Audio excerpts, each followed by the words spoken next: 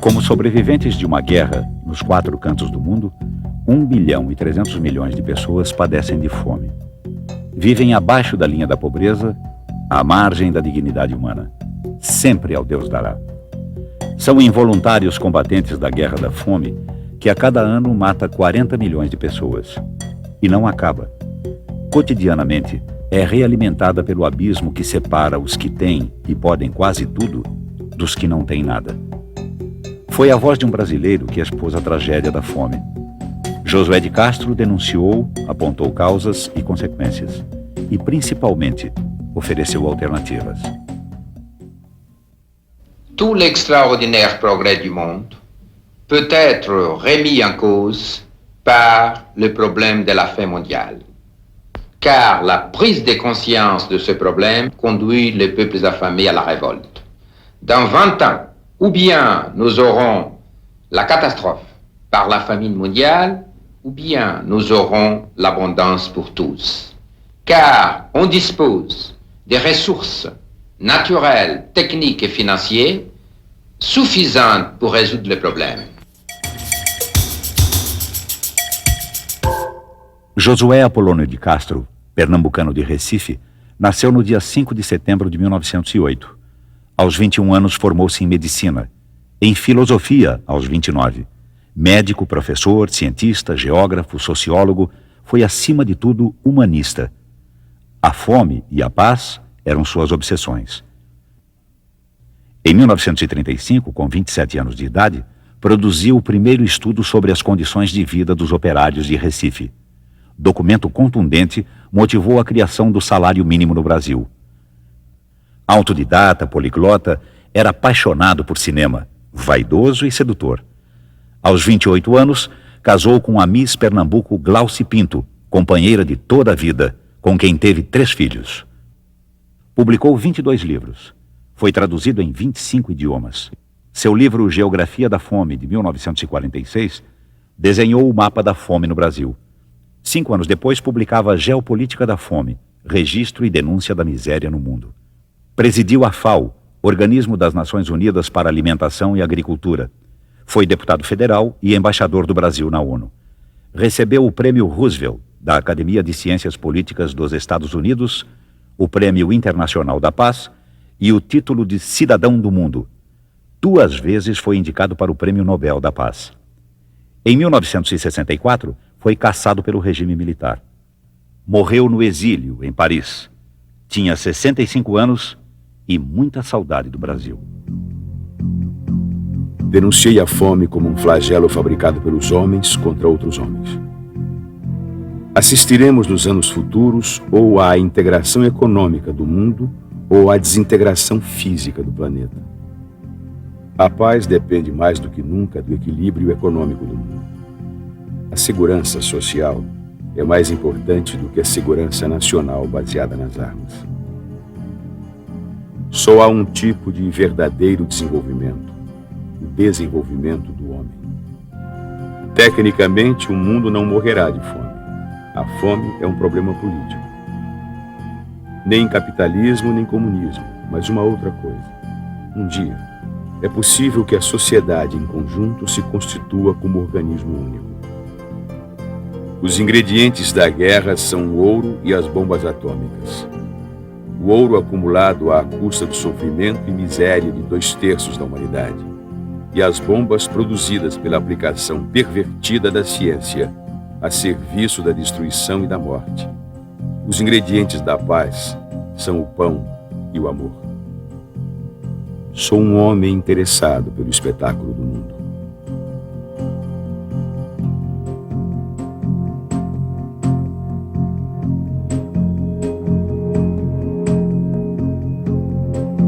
Recife, Rua Dom Bosco, Centro Josué de Castro. A casa guarda memória, móveis, arquivos, fotos, livros, documentos da vida do homem que sabia tinha um lugar na história. São vários, né? São vários Josués. Isso aqui é a grande riqueza desse acervo, né? É o Josué do início da sua carreira, estudante, já voltado para a literatura, o crítico de cinema, o comentador de Freud aos 17 anos, é algo extremamente interessante, o médico, em seguida, e sem que isso seja uma divisão, o pesquisador da nutrição, o político, e coroando tudo isso, o Josué, homem universal, brasileiro universal. É o que nós encontramos nessa documentação, na sua correspondência, na sua preocupação, no seu arquivo de recorte de jornais.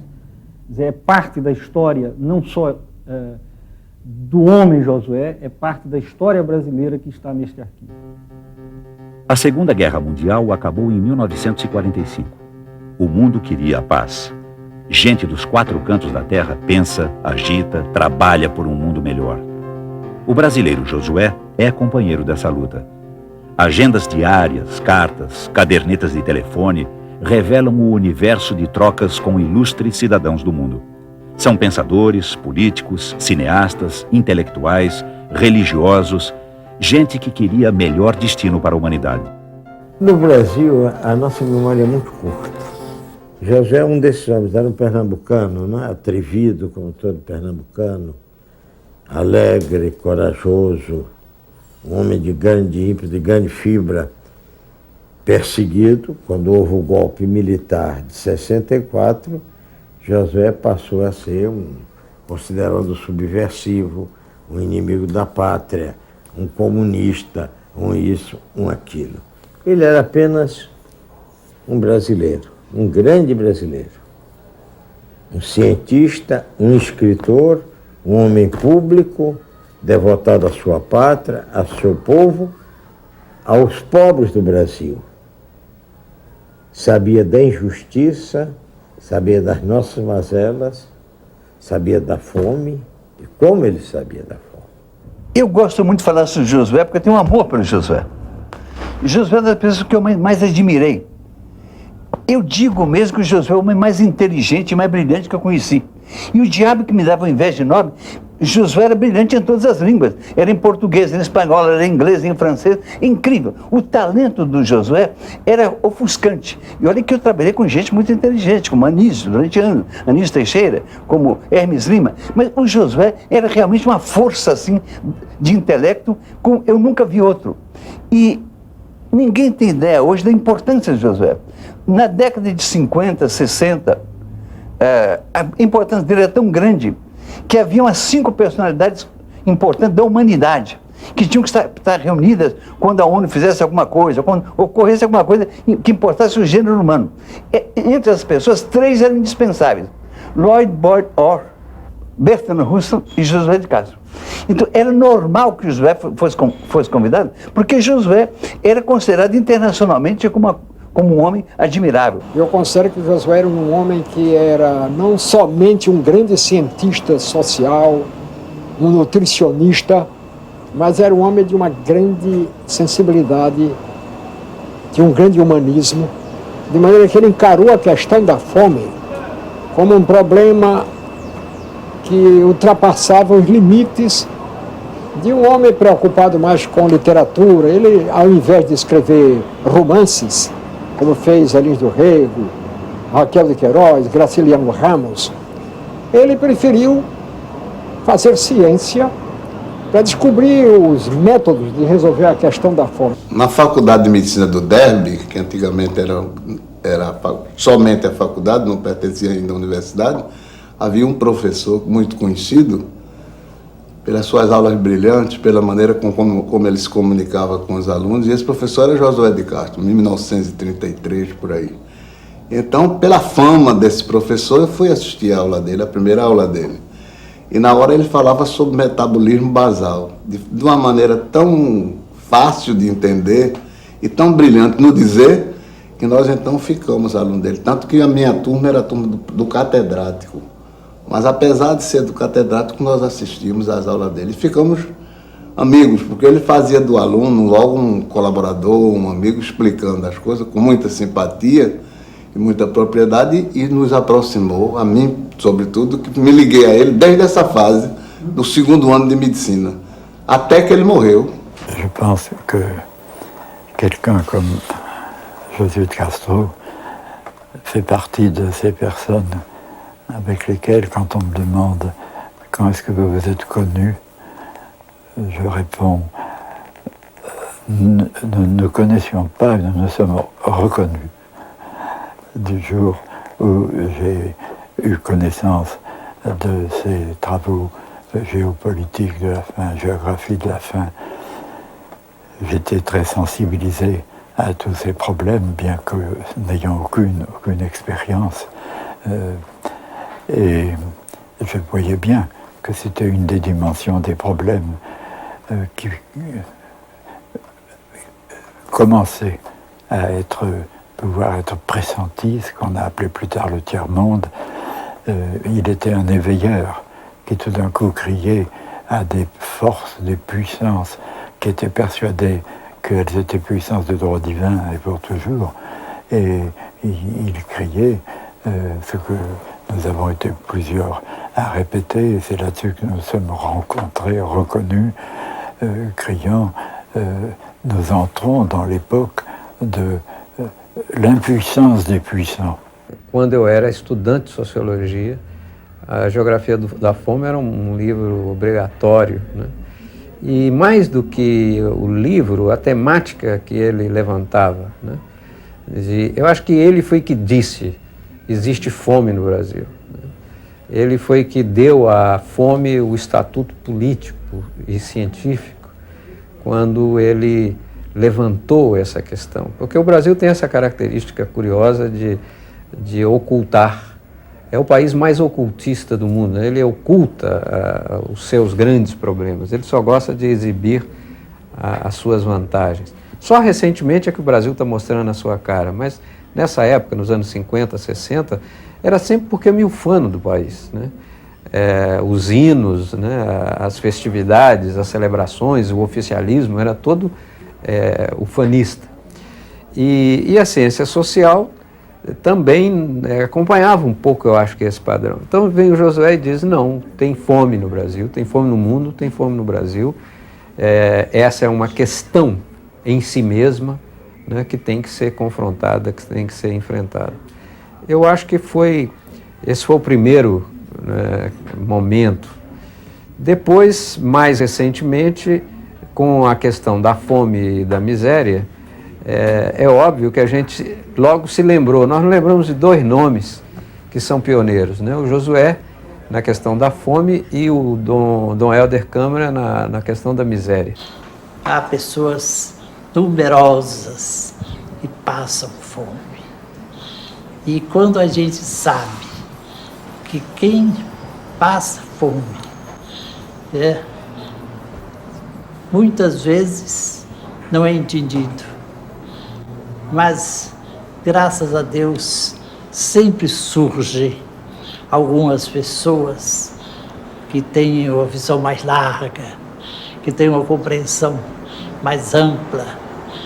E, por exemplo, para mim, Josué está entre aqueles que mais entenderam essa passagem pela miséria, passagem pela fome, porque realmente não é fácil suportar a miséria. A fome é, regra geral, o produto das estruturas econômicas defeituosas e não de condições naturais insuperáveis. Porque Josué teve uma infância difícil, né? Infância de menino pobre. Por ele próprio é que ele cresceu. E quando ele vinha ao Recife, sempre nós tínhamos assim umas horas de sair de automóvel, andar pela cidade. O que ele dizia: vamos fazer um roteiro sentimental. Quando ele vinha da Bahia e depois do Rio, onde ele completou o curso, onde ele fez o curso desde o segundo ano, primeira coisa era a gente ir passear. O nosso passeio todo era mangue. Ele tinha que ver os mangues todos daqui, de Olinda, do bairro do Recife, tudo isso a gente ia e conversava com o pessoal do mangue. No mangue tudo é, foi ou será caranguejo, inclusive o homem e a lama. Não foi na Sorbonne, nem em qualquer outra universidade sábia, que travei conhecimento com o fenômeno da fome. A fome se revelou espontaneamente aos meus olhos, nos mangues do Capiberibe, nos bairros miseráveis de Recife, Afogados, Pina, Santo Amaro, Filho do Leite. Essa foi minha Sorbonne, a lama dos mangues de Recife, fervilhando de caranguejos e povoada de seres humanos feitos de carne de caranguejo, pensando e sentindo como caranguejo. São seres anfíbios, habitantes da terra e da água, meio homens e meio bichos. Alimentados na infância com caldo de caranguejo, esse leite de lama, se faziam assim irmãos de leite dos caranguejos. Cedo me dei conta desse estranho mimetismo, os homens se assemelhando em tudo aos caranguejos, arrastando-se, acachapando-se como caranguejos para poderem sobreviver. A impressão que eu tinha era que os habitantes dos mangues, homens e caranguejos nascidos na beira do rio, à medida que iam crescendo, iam cada vez se atolando mais na lama. Foi assim que eu vi e senti formigar dentro de mim a terrível descoberta da fome. Pensei a princípio que a fome era um triste privilégio desta área onde eu vivia, a área dos mangues. Depois verifiquei que no cenário da fome do Nordeste, os mangues eram uma verdadeira terra da promissão, que atraía homens vindos de outras áreas de mais fome ainda, das áreas da seca e da monocultura da cana-de-açúcar, onde a indústria açucareira esmagava, com a mesma indiferença, a cana e o homem, reduzindo tudo a bagaço.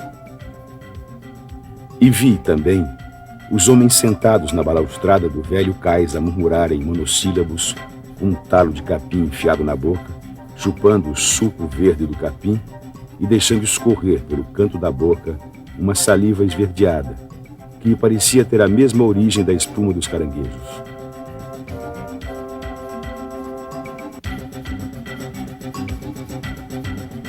Vê-los agir, falar, lutar, sofrer, viver e morrer, era ver a própria fome modelando com suas despóticas mãos de ferro os heróis do maior drama da humanidade, o drama da fome. No Brasil, naquela ocasião, prevalecia uma mentalidade ufanista. Considerava-se que o Brasil era um país que vivia num regime de fartura, de bem-estar, não havia fome no Brasil. E a geografia da fome veio exatamente desmistificar o Brasil e mostrar que, de fato, nós tínhamos aqui uma quantidade enorme de pessoas que não tinham recursos e que viviam praticamente na miséria. E essa apresentação deles, mostrando na realidade, na geografia da fome, o que era o Brasil, o verdadeiro Brasil que ele conhecia e que ele pesquisara, isso nos deu a impressão de que o Brasil acordara de uma grande ilusão. Poderia até dizer que a geografia da fome poderia ser, de certo modo, equiparada à carta de Pero Vaz Caminha. Eu creio que ele teve o mesmo efeito e a mesma repercussão da primeira carta escrita a respeito do descobrimento do Brasil. Eu creio que o grande interesse provocado pela obra do Josué de Castro foi ele trazer ao cenário nacional o tema da fome, como o Gilberto Freire tinha trazido o tema do escravo, como o Euclides da Cunha tinha trazido o tema do banditismo e do fanatismo religioso no Nordeste. Eu creio que a fome era encoberta, era esquecida, era pouco comentava-se pouco o assunto, era um assunto debaixo do pano, e o Josué trouxe à luz do dia esse tema. O Josué nos reorientou as nossas posições em relação ao problema da fome. Eu achava que o problema da fome, enfim, havia seca, não é isso? Não podia, as pessoas não tinham condições de progredir. Ele relacionou isso com o latifúndio, relacionou isso com a distribuição de renda incorreta que há no nosso país.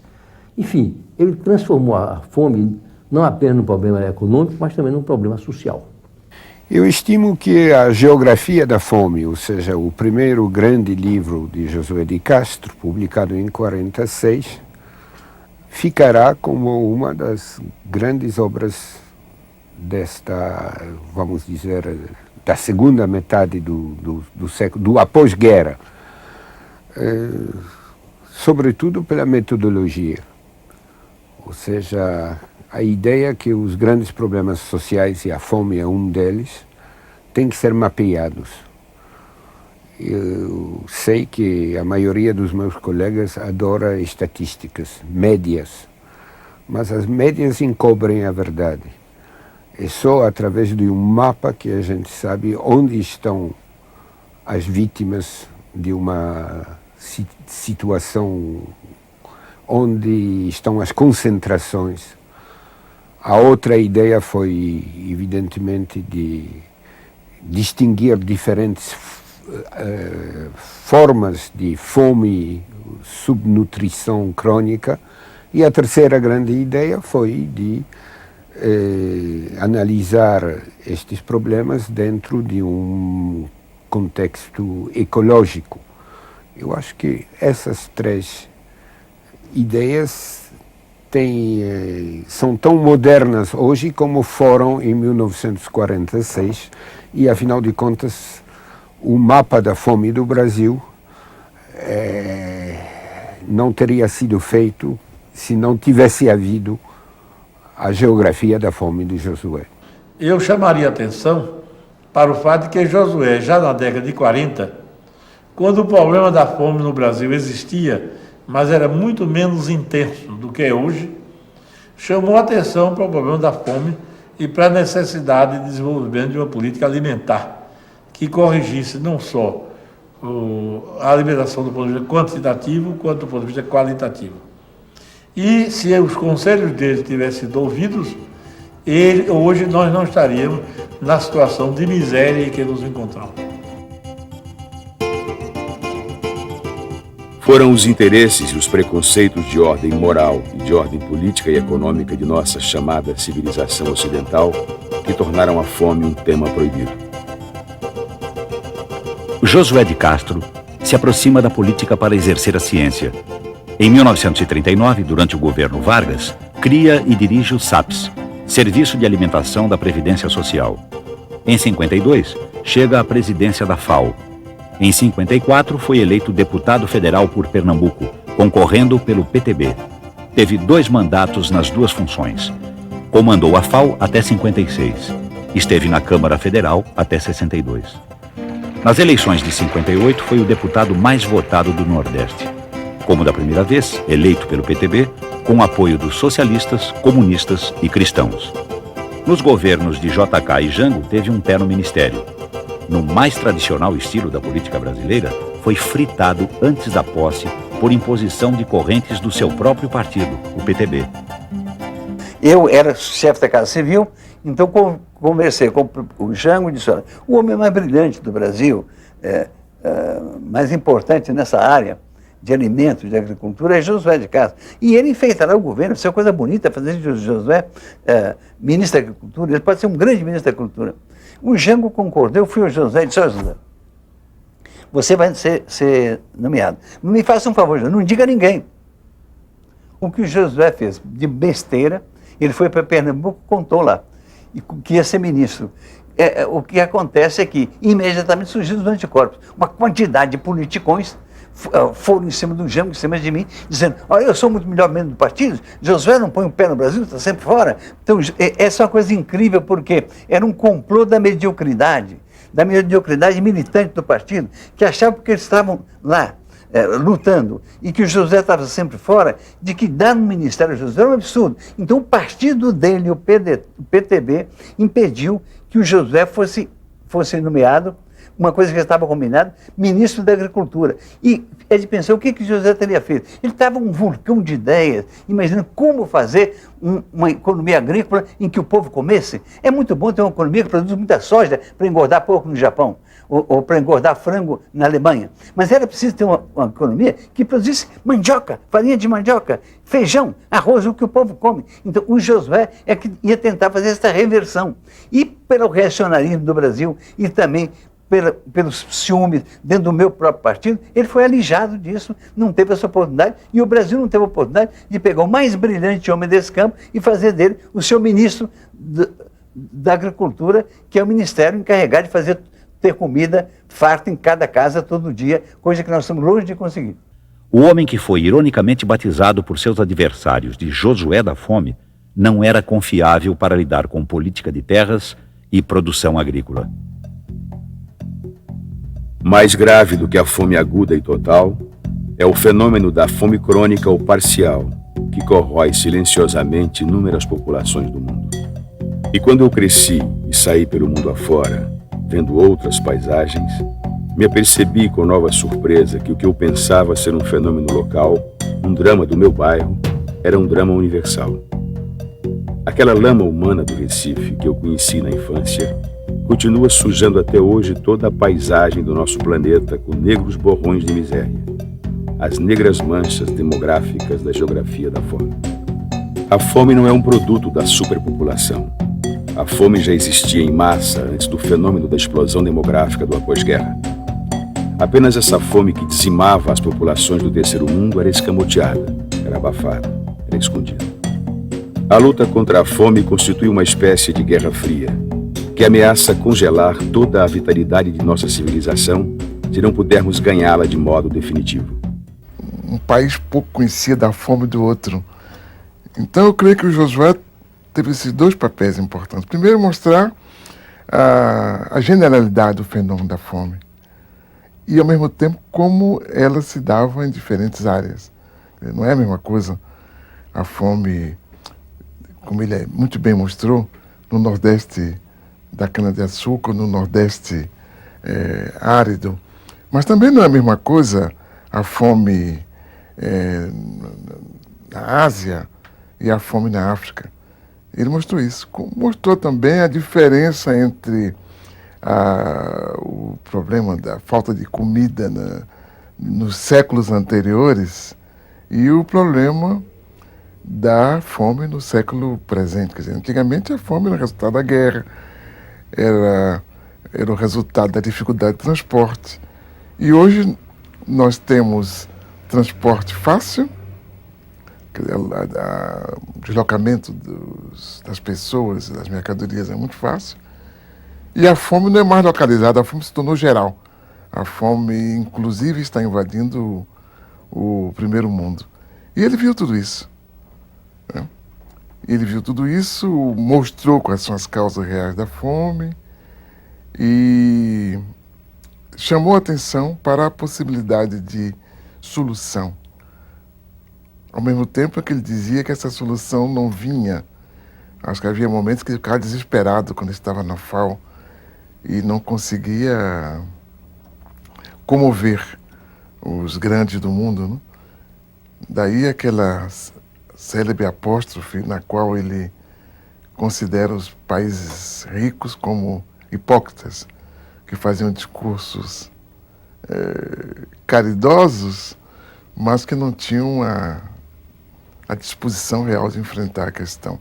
Quanto ao problema do terceiro mundo frente ao mundo desenvolvido, ele era um verdadeiro apóstolo do terceiro mundo. Ele assumiu a sua condição de cidadão de um país do terceiro mundo. E ele procurou caminhos que conduzissem esse país do terceiro mundo a se libertarem da miséria e do subdesenvolvimento em que vivíamos. Ele é um homem que articula pessoas, que articula energias, né, que chama a atenção para problemas como, por exemplo, a questão do meio ambiente.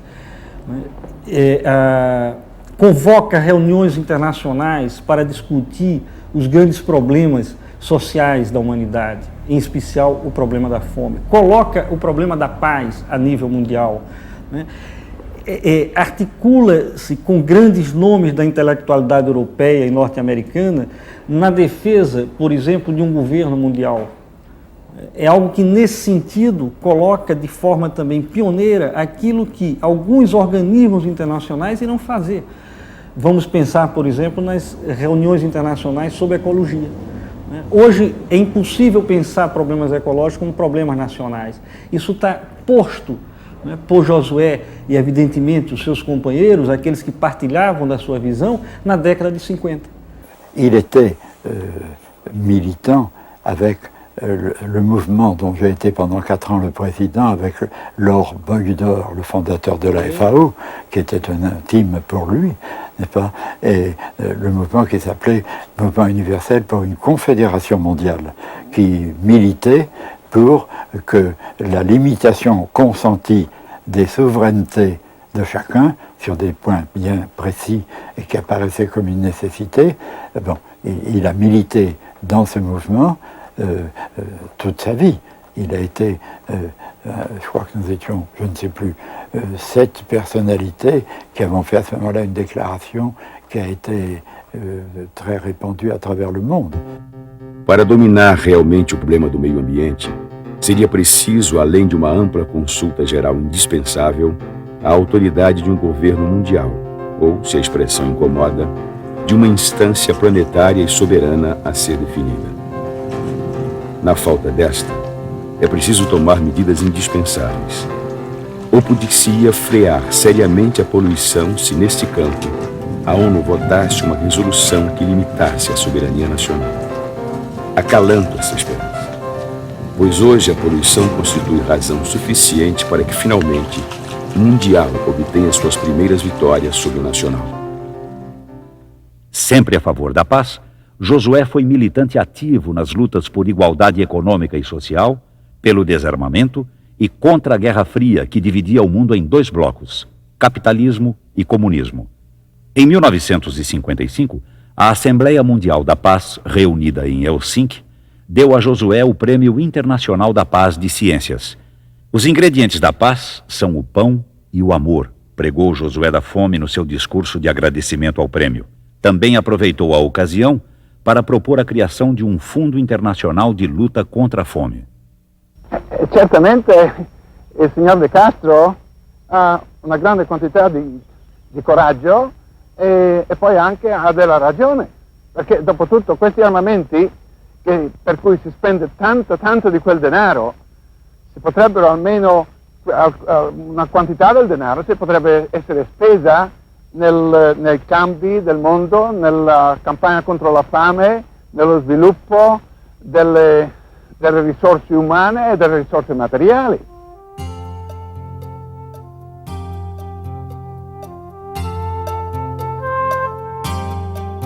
Criou então a ASCOFAM, Associação Mundial de Luta contra a Fome, com direito à regional nordestina, de postos em Recife, Caruaru e Araripina.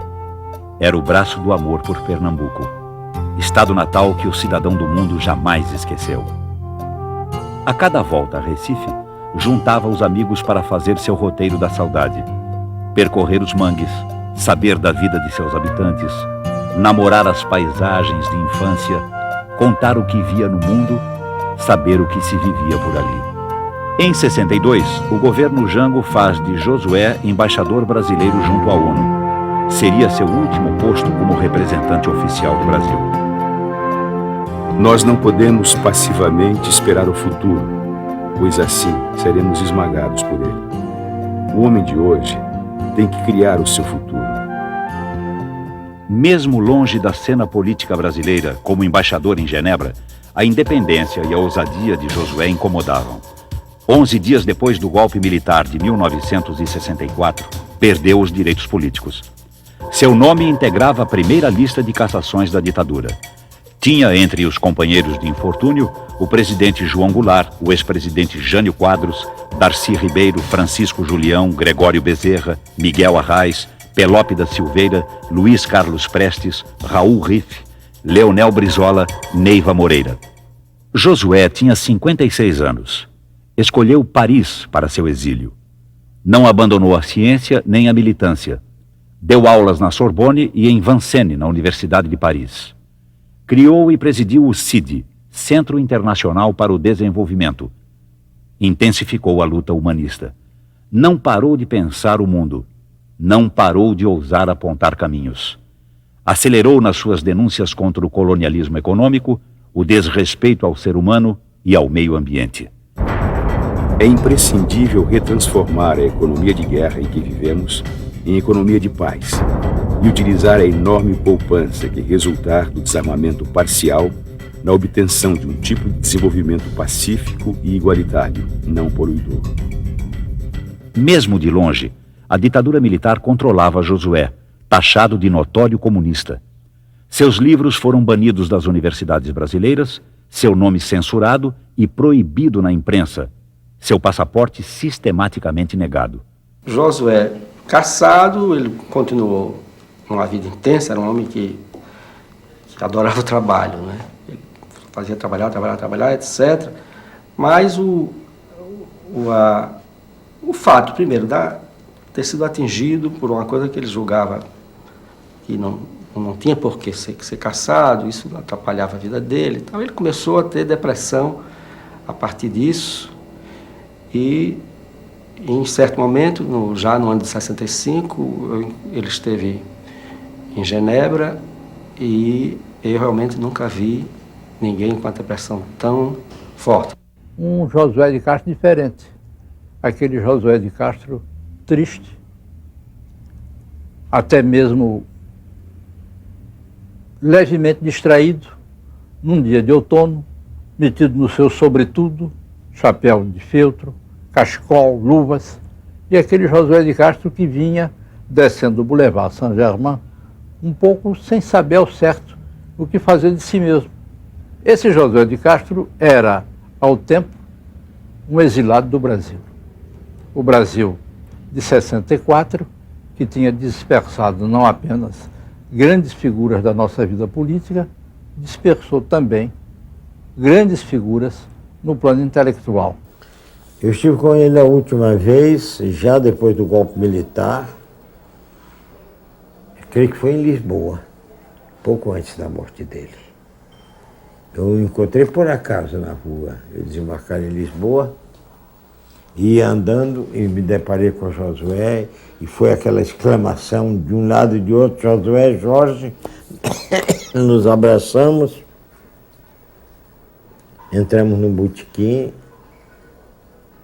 e fomos conversar.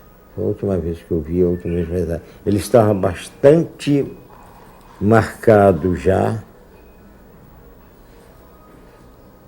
Eu me lembro que eu saí, cheguei ao hotel e disse a Zé, encontrei Josué e fiquei muito triste. Eu achei ele muito quebrado, muito... Não sei se ele vai viver muito tempo. Infelizmente, eu tinha razão. Ele não viveu muito tempo, viveu muito pouco tempo. Não me lembro de ter ouvido um comentário sobre uma volta ao Brasil. E eu acho que era uma coisa que a gente já não falava mais. Eu acho que quando nós chegamos em Paris, em 64, nós todos sabíamos, estávamos certos que voltaríamos rapidamente para o Brasil. E a vida continua a mesma, um grande entusiasmo, muito trabalho. Eu ia para a escola, a mamãe em casa, viajavam muito os dois. Foi uma época que ele estava muito, muito ocupado, muitos convites. E nós falávamos muito em voltar ao Brasil em breve. A partir de quando, não sei, mas eu sei que talvez uns 5, 6 anos depois, eu acho que ninguém mais acreditava. E a minha impressão é que ele tinha mudado muito. Ele tinha mudado muito, que ele tinha épocas assim bem longas de tristeza, de abatimento, E eu acho que a gente eu não ouvia falar, não havia projeto de volta. O Brasil da ditadura tentava apagar da sua história Josué de Castro. Eu acho que todos os homens da minha geração leram José de Castro, por uma razão ou por outra. Ele foi, de facto, um grande sociólogo, de formação médica, mas que se dedicou toda a vida a tratar das questões da nutrição e os problemas da fome. O seu livro Geografia da Fome e Geopolítica da Fome foi um livro lido e discutido em Portugal, muito, na minha geração, quando eu era jovem. Eu depois tive a ocasião, quando estava no exílio, em Paris. E ele também, aliás, fugido da ditadura militar brasileira, tive a ocasião de me cruzar com ele e de o conhecer, ainda que episodicamente. E guardo uma imagem do José de Castro como um homem altamente sabedor, como um grande humanista, um homem que tinha a preocupação com os problemas sociais e certamente marcado pela fome que existia e pelas dificuldades que existiam no tempo no seu Nordeste brasileiro, que estudou os problemas não só do Brasil, mas sim do mundo e os problemas da fome no mundo, que é um dos problemas mais graves do nosso século, como o senhor sabe, e porventura do século que há de vir.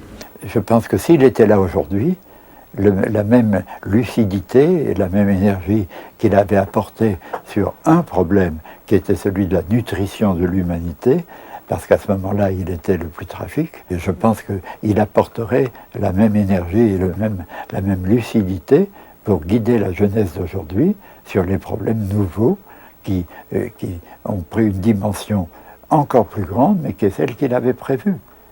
Eu creio que dos traços assim fundamentais da personalidade do José de Castro era a sua clarividência. A clarividência é uma virtude que se adquire pela intuição, mas sobretudo pelo estudo. E quer dizer, tentar ver a partir do presente o que se projeta no futuro. Incrível é o seguinte, os livros deles são de imensa atualidade, só que o Brasil deixou de ler os brasileiros. Então, eu peguei, por exemplo, quando eu voltei para aqui do Exílio e ressumi minha cátedra no Instituto de Ciências Sociais, eu conversei com estudantes de filosofia que nunca tinham lido os filósofos brasileiros. Quer dizer, na casa em que esses filósofos fizeram a sua obra, não sabiam porque era mais ou menos proibido falar de brasileiro. De Josué ninguém falava.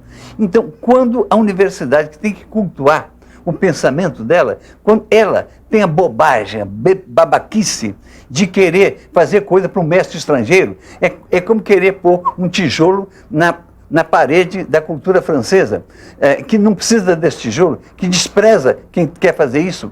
O Josué, os tijolos do Josué eram para construir uma visão inteligente do Brasil, inteligente e solidária com o povo brasileiro.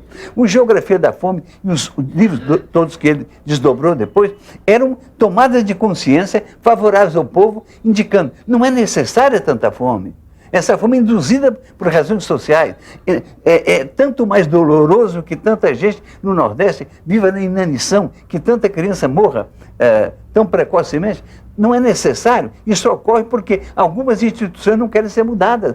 Então, na realidade, a obra do Josué é dessas que pode ajudar os brasileiros a se assumirem como um povo orgulhoso de si, orgulhoso de sua mensagem, orgulhoso de suas características e um povo capaz de se definir um projeto próprio. Isso é o que o Josué tentou. Josué de Castro, grande sociólogo e médico, assim. Eu nunca soube nada de José de Castro, assim. Eu não aprendi na escola sobre Josué de Castro, assim. É uma pena isso. Mas depois eu fiquei conhecendo José de Castro quando a gente fez essa coisa do movimento Mangue. E vi o quanto é importante a figura de José de Castro na história de Pernambuco. Um homem caranguejo. O Josué, nunca vi tamanha desgraça, quanto mais miséria tem, mais urubu ameaça. A lama do rio, eu vi um chia andando devagar e um maratu pra lá e pra cá. Vi um caranguejo andando pro sul, saiu do mangue e virou gabiru. O Josué nunca vi tamanha desgraça, quanto mais miséria tem, mais urubu ameaça. Pros Mangue Bass, assim, pros Mangue Boys, pras Mangue Girls, pras pessoas que gostam de música inteligente, eu acho que tem que se antenar, tem que se informar, tem que saber para onde corre o rio, não é? Tem que seguir o leito, assim, tem que estar informado. Tem que saber quem é José de Castro, rapaz. A cassação, o exílio, a censura não derrotaram a memória. Não se morre só de infarto, de glomerulonefrite crônica. Morre-se também de saudade. O Josué de Castro morreu de infarte no dia 24 de setembro de 1973. Sonhava voltar. Uma semana antes, havia pedido mais uma vez o direito ao passaporte brasileiro. Foi negado. Voltou morto. Foi enterrado no cemitério São João Batista, no Rio de Janeiro. Ainda censurado, ainda vigiado. Morreu do coração. Morreu de exílio. Morreu também de saudade. Triste que ele tivesse morrido no exílio, né? Esse é um crime político, né, que a ditadura tem que debitar na sua imensa conta, né? É a morte dele no exílio. Durante a ditadura, houve muita coisa feia, como tortura, assassinato, mas isso do intelectual mais eminente do país. A figura mais importante da intelectualidade brasileira, a mais visível. Esse ser levado à morte em tristeza, querendo vir, perguntando se ele tinha saído. É uma porcaria. É preciso dizer os nomes também. O embaixador era o general Aurélio Lira Tavares. Quando, de fato, se processou o enterro dele no cemitério de São João Batista, eu compareci e estranhei que houvesse tão pouca gente no enterro de uma figura que tinha tido uma significação extraordinária na sua vida e nas suas manifestações intelectuais.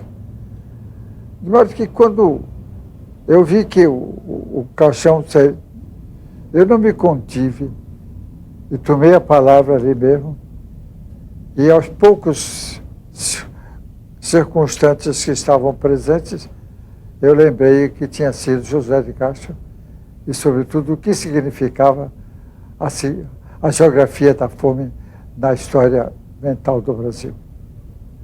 Foi talvez o meu primeiro e talvez único discurso, porque eu não tenho ocasião de que tenha falado no cemitério em nenhuma outra oportunidade.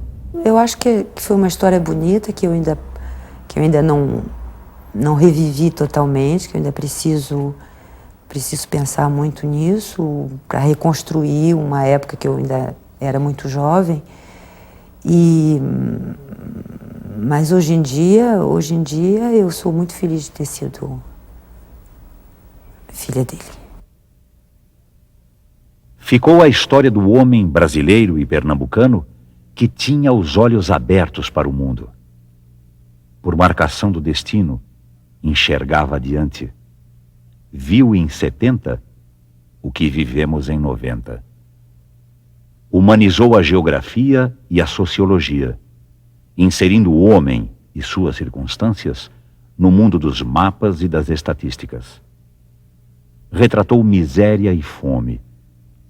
Pôs o dedo na ferida das desigualdades, sem nunca ter perdido as esperanças, sem nunca ter deixado de propor soluções. Josué Apolônio de Castro, o Josué da fome, foi um combatente da dignidade humana. Queria um mundo melhor.